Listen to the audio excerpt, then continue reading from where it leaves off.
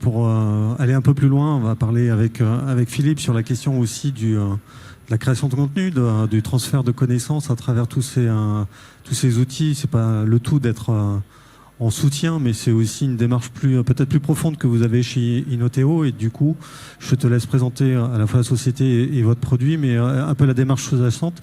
Et tu me diras quand tu voudras que je passe la vidéo. Très bien, merci David. Donc je suis Philippe Boulanger, le fondateur d'Inoteo. Inoteo, c'est à la base une ESN, une entreprise de services du numérique que j'ai fondée il y a 10 ans. On était dans du développement classique d'applications et aussi dans tout ce qui était analyse décisionnelle.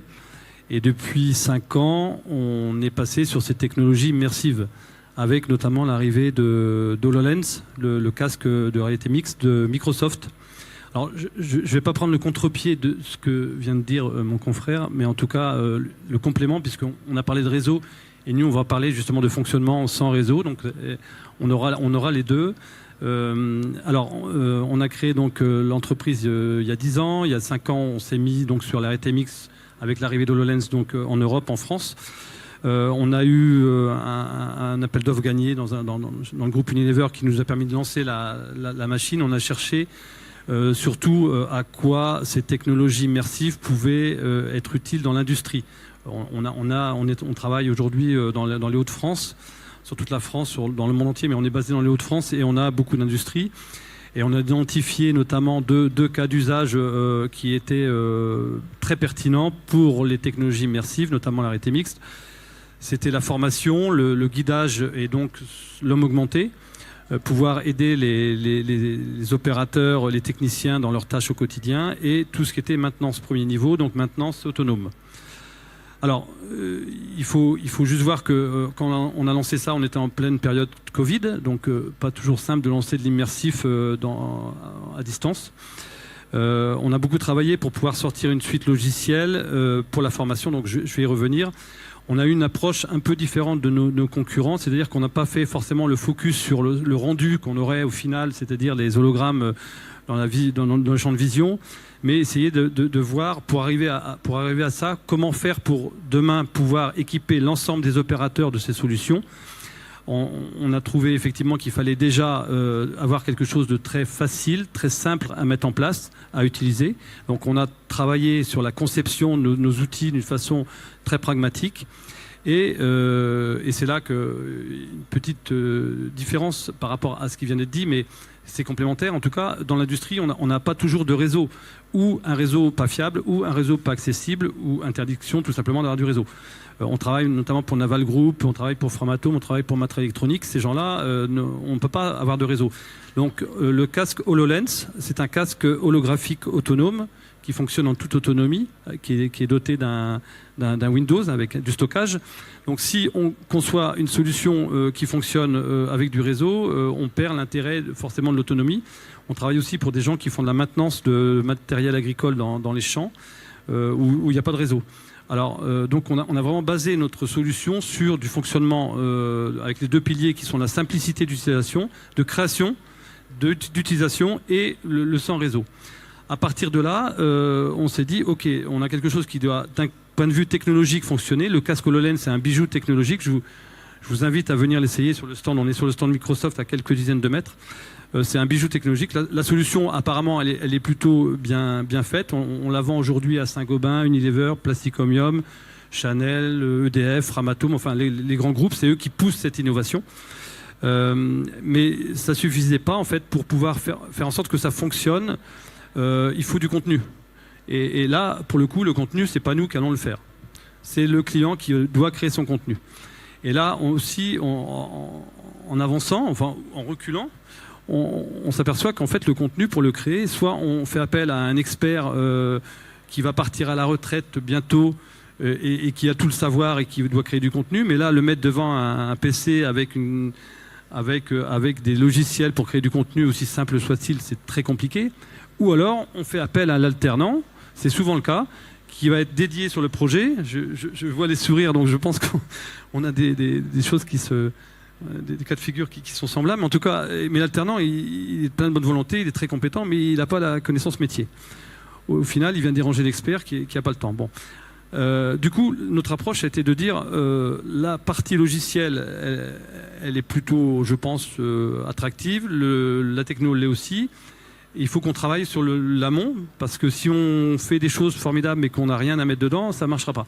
Et on a travaillé sur la création de contenu, donc on a du coup sorti une suite logicielle complète qui permet la création de contenu en automatique, en s'enregistrant simplement avec la voix, avec de l'intelligence artificielle qui va transcrire en modules de formation structurés, qui vont ensuite être diffusés sur du casque HoloLens, donc sur la réalité augmentée, réalité mixte, ou sur des tablettes, ou sur des smartphones, voire on peut même remettre ça sur du PDF. Si on n'est pas mûr aujourd'hui dans des PME pour pouvoir aborder le casque HoloLens, on peut très bien dire je vais utiliser ces solutions pour digitaliser mon savoir-faire, pour harmoniser mon savoir-faire, et après je le jouerai sur le support qui sera le plus adapté, HoloLens étant effectivement le support le plus facile à utiliser, puisqu'on travaille avec un casque avec la vision réelle de son environnement et les mains libres. Voilà, donc on a créé cette suite logicielle, ça nous a valu l'année dernière d'être PME de l'année au concours RMC, et aussi PME de l'année Région Nord pour le Tech for Future, donc deux nominations. Il y a un jury RMC 2023 qui se réunit aujourd'hui même. Alors je ne sais pas à quelle heure, peut-être qu'on aura aussi une distinction cette année. En tout cas, on travaille, alors je vais citer quelques cas d'usage aujourd'hui par rapport à ce qu'on fait. On a des gens comme Saint-Gobain par exemple, qui utilisent nos solutions pour faire des démarrages de machines complexes. Tous les lundis matins, il y a des démarrages très complexes de machines. Et ces machines maintenant sont démarrées grâce aux solutions. Je crois que c'est ce qu'on voit peut-être. C'est là ? Voilà, c'est exactement ça. C'est un site Saint-Gobain qui a été tourné avec Microsoft, qui permet effectivement le démarrage de machines complexes. On rejoint un peu ce que tu as dit avant, c'est qu'on a aussi des solutions qui fonctionnent avec réseau, du remote assist. Ça, c'est bien sûr, ça permet aussi, si on est connecté en réseau et d'avoir du réseau, d'avoir une assistance à distance. Donc c'est un premier cas d'usage. On a des gens comme Framatome aujourd'hui qui utilisent la solution pour remplacer l'aspect consigne de sécurité à l'arrivée de nouvelles personnes. Un intérimaire qui arrive, il doit passer, enfin n'importe quelle personne qui arrive dans l'entreprise doit passer par des PowerPoint ou des QCM pour pouvoir avoir les procédures de sécurité. Maintenant, elles se font directement sur site. Avec un parcours pédagogique, elles se font avec un casque HoloLens. On a des gens comme SetForge qui créent la SetForge Academy, et grâce à ces solutions, notamment la création de contenu qui vont ensuite pouvoir être diffusés sur tablette ou sur casque, vont pouvoir garder un savoir-faire et harmoniser le savoir-faire initial. Quand vous avez un changement de format qui était fait il y a 10 ans par une personne et qu'aujourd'hui qui est fait au fil du temps, le savoir-faire il a changé, on s'aperçoit qu'il y a une perte du savoir-faire, et c'est ce qui est aujourd'hui très très important.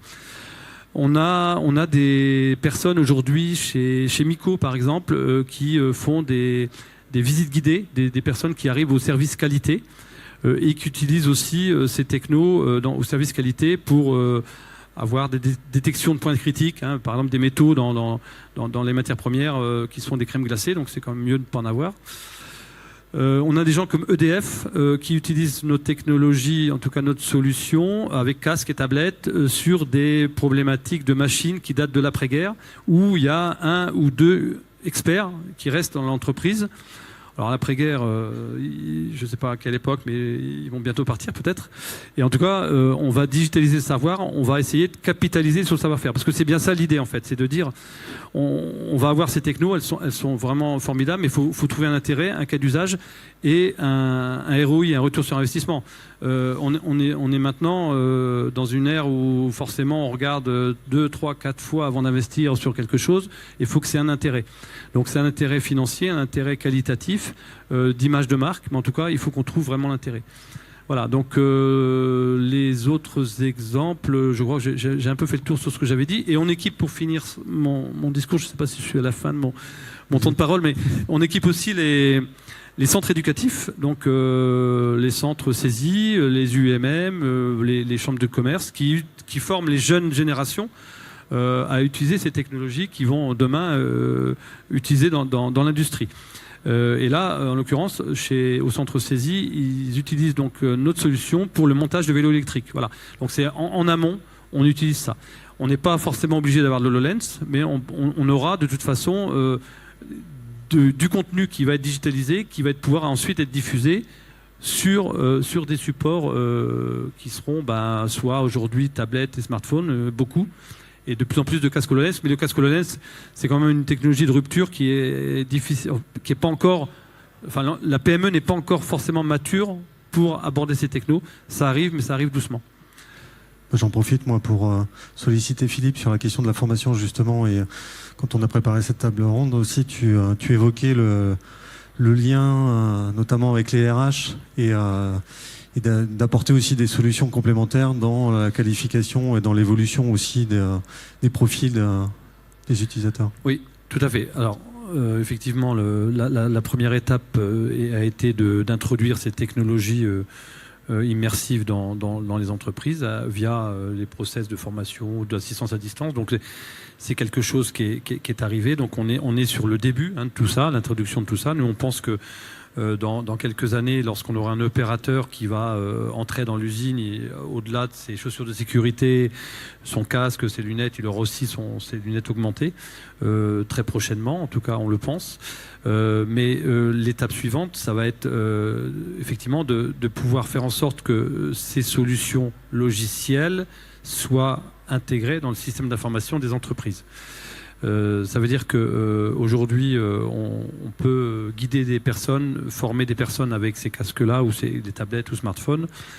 Mais ce qu'on va vite avoir besoin, et c'est ce qui commence à arriver, c'est de dire, on veut savoir maintenant, nous on a un plan de formation dans l'entreprise, on a un service RH, gestion de carrière, on veut savoir, on veut des remontées de ce qui a été fait sur ces technologies. Alors le casque HoloLens notamment, notre application qui fonctionne sur HoloLens permet ça, puisque lorsqu'un utilisateur, un opérateur utilise le casque pour une tâche, que ce soit une tâche de maintenance ou une tâche de formation, tout est enregistré. C'est-à-dire on sait qui a fait quoi, on sait à quel moment il est passé de l'étape 1 à l'étape 2, etc., etc. Il peut laisser des commentaires pendant sa formation, pendant sa maintenance. Tout ça, c'est remonté, capitalisé, et ça va être analysé sur des outils de BI. Alors des outils de BI, c'est Business Intelligence, qui vont permettre effectivement de croiser des données avec les gestions de carrière, avec toutes les données de l'entreprise. On a des clients aujourd'hui qui croisent ce type de données, les données RH, avec des données de production, savoir si sur le mois de juillet, on a une masse salariale qui a augmenté avec l'arrivée intérimaire. Est-ce que la production, quel était l'effet sur la production? Donc c'est des outils d'analyse qui vont arriver derrière. Donc nous, ils sont déjà prévus, puisque tout ce qui est fait aujourd'hui en formation avec notre solution Dimeo, elle est exploitable en tout cas sur la BI, sur des formats BI. Donc ça va être l'étape d'après, ça va être de dire maintenant on a vu l'intérêt de ces solutions, l'homme augmenté tel que tu l'expliquais. Maintenant il va falloir que ces solutions s'intègrent vraiment dans l'entreprise en les connectant sur ce qu'on appelle les LMS, les Learning Management System, des systèmes de formation, sur de la GMAO pour de la maintenance ou sur des MES pour des outils de production. Donc ça c'est l'étape d'après. D'un point de vue technologique, l'étape qui arrive aujourd'hui, alors je ne dis pas d'après parce qu'elle arrive aujourd'hui, c'est de faire converger les nouvelles technologies, converger notamment, nous on en a 3 en tête, donc celles sur lesquelles on travaille, l'immersif, converger avec de l'intelligence artificielle, c'est déjà le cas pour la traduction automatique de contenu. Alors traduction, la conversion automatique, mais aussi traduction, on n'en a pas parlé, mais évidemment tout ça se traduit automatiquement dans toutes les langues. Et la convergence aussi avec ce qu'on appelle l'IoT, c'est-à-dire les objets connectés qui sont issus des machines et qui vont pouvoir remonter des défauts, qui vont déclencher des programmes de maintenance automatique, etc., etc. Donc c'est des sujets, pour la partie intelligence artificielle, on travaille avec nos propres équipes, restreintes, mais en tout cas on a des ingénieurs spécifiques là-dessus. Et pour la partie IoT, on va plutôt travailler avec des partenaires industriels qui ont des projets IoT. Et on est bien sûr très friand de travailler avec les industriels, puisque c'est quand même eux qui poussent ce marché et qui nous aident à construire des solutions pertinentes. Si on le fait que dans nos bureaux, on risque d'être à côté de la plaque. Voilà. Donc effectivement, tout ce qui va être fait avec l'immersif, il va falloir que ça intègre le système d'information et notamment les formations classiques. On va parler après de certification via le casque. On va pouvoir certifier des choses. Donc il y a tout un processus aussi administratif légal qui va être un peu long, mais on n'est qu'au tout début de ces process-là.